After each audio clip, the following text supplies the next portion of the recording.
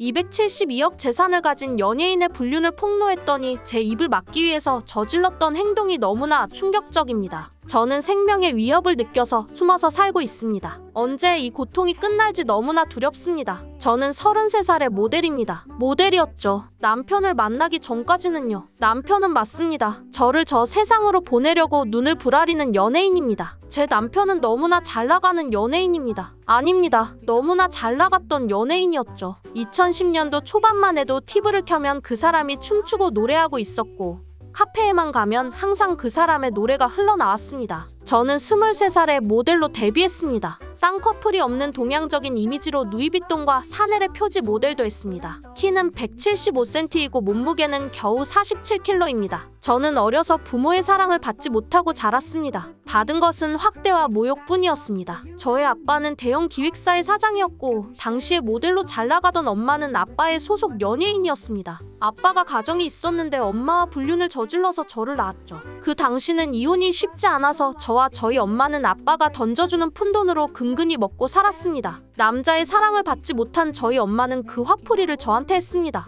너 같은 녀는 태어나지 말았어야 해. 네가 태어나는 바람에 내가 남자의 사랑도 받지 못하고 있잖아.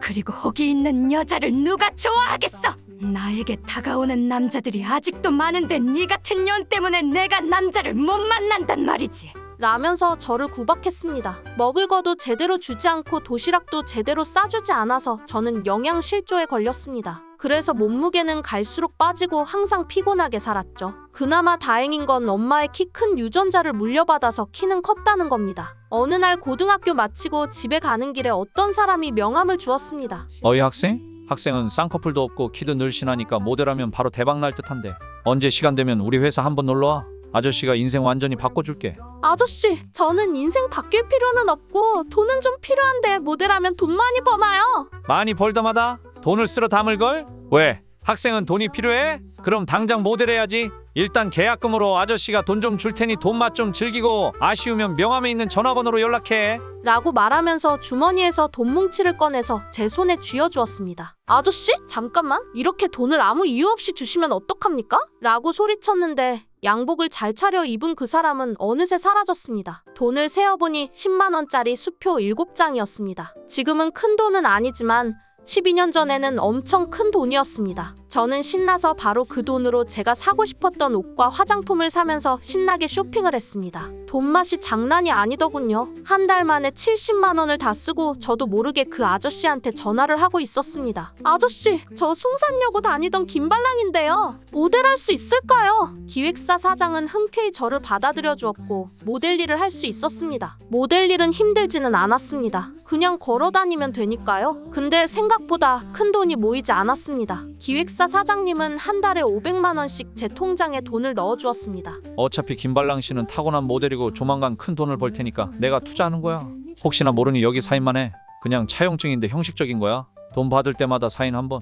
오케이? 저는 돈 쓰는 재미에 빠져서 한 달에 500만 원씩 신나게 쓰고 다녔습니다. 2년이 지났습니다. 제가 기획사 대표한테 받은 돈은 벌써 원금만 1억 2천만 원이 넘었지만 차용증에 형식적으로 써있는 이자율 30%는 신경도 쓰지 않았습니다. 어느 날 기획사 대표가 충격적인 말을 합니다. 김발랑 씨? 우리 회사가 어려워서 이제 우리가 김발랑 씨에게 투자한 7억을 갚아야 할 듯하네요. 이번 달까지 기회를 줄 테니까 설렁설렁 돈 갚길 바래요. 만약에 안 갚으면 나라에 고소를 한다고 우리 박상무가 이야기하는데 그건 너무 신경 쓰지 말아요. 라고 뜬금없는 이야기를 하는 겁니다. 저는 너무 놀라서 사장님? 제가 받은 돈은 1억이 조금 넘는데 7억을 갚으라니 말이 되나요? 라고 소리쳤습니다. 이자가 30%니까 7억이 된 겁니다. 그리고 7억을 꼭 돈으로 갚을 필요는 없어요. 김발랑 씨는 훌륭한 몸을 가지고 계시니 몸만 살짝 움직여주면 7억 금방 벌 수 있어요. 자상한 말투가 더욱 두려웠습니다. 예상하시다시피 저는 그 다음 달부터 최고급 요정에 출근하게 되었습니다. 깜짝 놀랐습니다. 아침에 TV에 보던 훌륭하신 사람들을 그 요정에서 직접적으로 만나볼 수 있었으니까요. 우리나라를 주름 잡는 잘 나가는 사람들은 모두 만나본 것 같습니다. 경제계 인사, 정치계 인사, 연예계 인사, 스포츠계 스타 등 엄청난 남자들을 만나면서 저는 제 재능을 알아보게 되었습니다. 모든 남자들이 거만 떨고 잘난 척 하느라 하루 종일 떠들지만 룸에 단둘이 있게 되고 제가 몸을 살짝만 터치해도 그냥 홍콩이며 미국이며 달나라까지 가버리더라고요. 저랑 한 번도 몸 안 섞은 사람은 많지만 저랑 한 번밖에 몸 안 섞은 사람은 단 한 명도 없었습니다. 제가 밤 기술이 장난 아니거든요. 어디서 배운 것은 아닙니다. 다만 어려서부터 눈치밥만 먹고 자라서 그런지 상대방의 표정만 봐도 그 사람의 내면이 훤히 보입니다. 저의 터치 하나에 찡그리는 그 남자의 표정만 봐도 무엇을 원하고 어떤 움직임을 좋아하는지 파악할 수 있습니다. 저는 승승장구해서 우리나라 최고의 승무원이 되었습니다. 왜 승무원이라는 단어를 쓰냐고요? 절대로 승무원님들을 깎아내리려고 쓰는 단어가 아닙니다. 남자를 홍콩으로 제대로 보낸다는 의미로 이 바닥에서는 승무원이라는 칭호가 쓰이고 있습니다. 저는 국가가 인정하는 승무원, 누구든 달나라까지 보내버리는 승무원이라는 칭호로 불리고 있고 저의 이름 김발랑보다는 달무원이라는 닉네임을 통했습니다. 제가 안내하면 누구든 홍콩 찍고 달나라까지 가게 되니까요. 달나라를 보내지 못하면 저는 절대로 돈을 받지 않습니다. 고객 만족 서비스가 최고였죠. 하룻밤 탑승권이 그 당시에 1,000만 원이었습니다. 장난 아니죠. 그래서 저는 그쪽 바닥에 있으면서 1년 동안 70억의 자산을 모았습니다. 국민들께 죄송한 건 그 돈의 대부분이 세금이었다는 겁니다. 그런 생활을 계속하던 중에 충격적인 사람을 만나게 됩니다. 제가 너무나 이상형으로 생각하는 우리나라 최고의 가수가 제 손님으로 온 것입니다. 그 가수는 너무나 엄청나서 여러 기획사에서 탐내고 있었는데 그 가수를 영입하려는 기획사의 사장이 제 단골이라서 저를 소개시켜준 것이었죠. 결론은 너무나 당연하게도 그 가수는 저희 손맛에 정신을 잃을 정도로 칸장을 했고 기획사를 바꿨습니다. 근데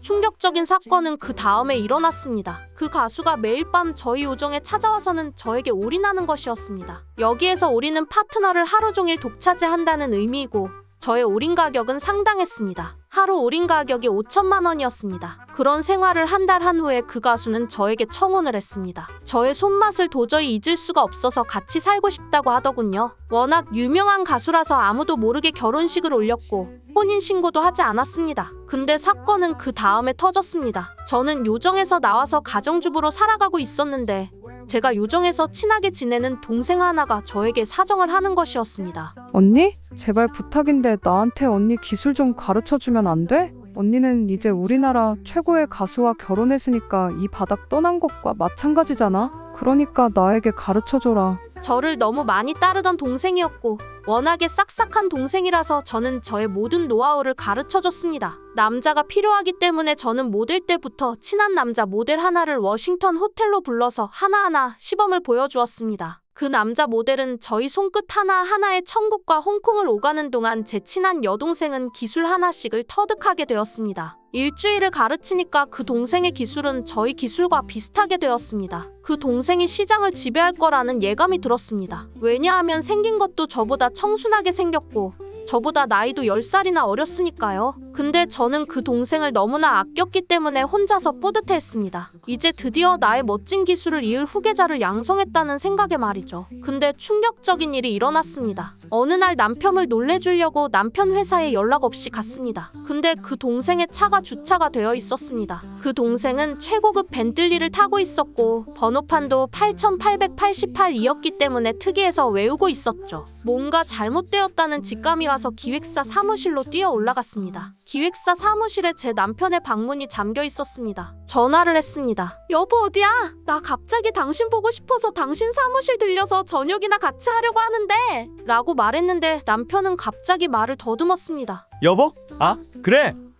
저녁 좋지? 근데 어쩌지? 내가 가요 톱10 녹화를 해야 해서 지금 방송국에 와 있는데 말이지. 저는 그 말을 듣고 빡쳤습니다. 왜냐하면 가요 톱10 녹화는 매주 수요일에 있었기 때문이고 그날은 금요일이었기 때문입니다. 그리고 주차장에는 남편의 차가 주차되어 있고 남편의 로드 매니저를 3층에서 만났기 때문이죠. 저는 바로 전화를 끊고 주변을 둘러보았습니다. 빨간색의 소화기가 눈에 띄었습니다. 안에서 빨간 짓을 하고 있으니 이 빨간색 소화기로 불을 꺼 주어야겠다 라고 생각하고 소화기로 잠긴 문을 내려치니 문이 열렸습니다. 저는 뛰어들어갔는데 너무나 충격적인 모습에 그대로 주저앉고 말았습니다. 제가 일주일에 걸쳐서 저희 모든 기술을 전해주었던 제 후배가 제 남편 위에 주저앉아서 소리를 치고 있었기 때문이죠. 아 좋아 어쩜 좋아. 아 거기. 저는 소화기를 작동시켜 그년놈들에게 뿌렸습니다. 그리고 전화기를 들어서 실오라기 하나 걸치지 않은 그들의 몸을 녹화했습니다. 제대로 복수해서 남편을 나락으로 보낼 생각에 말입니다. 저는 근육질의 멋진 몸을 가진 남편이 부끄러움도 모르고 저를 잡기 위해서 복도까지 나와서 달려들었는데 저는 있는 힘껏 뛰어서 사무실을 벗어났습니다.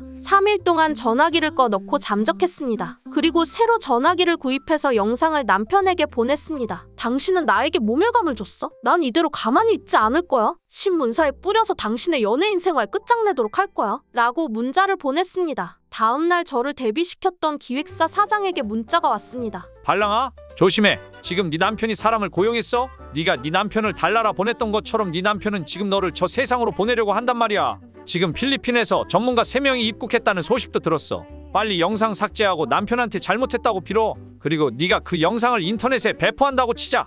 네 남편은 연예계 생활 쪽날 수 있어. 근데 그렇다고 네 남편이 감옥에 가지는 않아. 왜냐하면 불법을 저지른 건 아니기 때문이지. 네 남편 재산이 272억이야. 그 돈으로 너를 다른 세상으로 옮겨놓는 게 쉬울 것 같아? 어려울 것 같아? 그리고 그 영상을 배포하는 순간 네가 범법자가 되는 거야. 그러면 넌 콩밥을 먹게 될 거야. 그런데 10년 이상 실형을 선고받지는 않을 거야. 우리나라 법이 그렇게 엄하지는 않아. 네가 5년 뒤에 콩밥 다 먹고 세상에 나왔다고 치자. 그러면 네 남편은 가만히처럼 가만히 있을까? 아니면 자신의 인생을 나락으로 보낸 사람을 나락 보내기 위해서 노력할까? 생각해보기 바래. 저는 갑자기 두려움에 휩싸였습니다. 기획사 대표 말이 맞았습니다. 저는 배신감에 무심코 일을 저질렀지만 이 영상과 제 목숨을 바꿔야 할 수도 있다는 것을 생각하지 못했습니다. 지금 기획사 대표는 왜 나에게 이런 말을 하는 것일까요? 시간을 끌어서 내 핸드폰의 위치를 추적해서 나를 잡기 위해서는 아닐까요? 기획사 대표가 남편에게 돈으로 매수당했을 확률이 큽니다. 저는 부산에 내려가서 일본으로 건너갔습니다. 그곳에서 경호원 5명을 고용해서 지금 일본의 시골 마을에서 신분 세탁을 해서 지내고 있습니다. 저는 제 생명을 위해서 영상에 대한 복사본을 5개 만들어서 한 개는 은행에 맡기고 한 개는 집에 두고 한 개는 친한 동생에게 맡겼습니다. 당연히 비밀번호는 걸어두었지만 해킹을 하면 비밀번호는 쉽게 풀 수 있을 겁니다. 전 친한 동생에게 말했습니다. 만약 나랑 일주일 이상 연락이 되지 않으면 난 남편의 전문가들에 의해서 다른 세상으로 갔을 확률이 높아. 그러면 네가 이 영상을 세상에 퍼뜨려줘. 그게 내 혼을 달래는 유일한 길이야. 저에게 기술을 배워서 제 남편을 꼬신 요넥에 전화를 해서 난리도 쳤습니다. 야, 이 몹쓸 요나? 이게 스승에 대한 예의야? 네가 어떻게 내 남편에게 꼬리를 칠 수 있지? 언니는 너무 순진한 거 아니야? 세상이 그래. 그리고 이 바닥은 더욱 그래. 배신에 배신이 이어지지. 그게 이 바닥의 룰이야. 언니는 그동안 별것도 아닌 기술로 남자들 홀리고 다녔잖아? 난 언니 기술에 내가 가지고 있던 기존 기술을 접목해서 난 이제 언니보다 더 대단한 승무원이 되어 있어. 난 언니 남편한테 별 관심 없어. 그날도 난 한 번에 1억 받고 몸 좀 흔들어준 거야. 언니는 5천만 원 받았지? 난 언니보다 지금 몸값이 2배 이상이야. 내가 이 바닥의 독보적인 원탑이지. 라면서 저를 조롱하는 것이었습니다. 저는 지금 다시 신분 세탁해서 파나마로 떠날 계획입니다. 지금까지 제가 모은 120억의 재산을 무사히 달러로 바꿔서 파나마에서 숨죽이면서 여생을 즐기려고 합니다. 제가 살기 위해서 치열하게 살아왔는데 저의 안전을 응원하시면 좋아요와 구독 부탁드립니다. 그러면 2탄에서 저희 화려한 기술과 흥미진진한 이야기 더 들려드릴게요.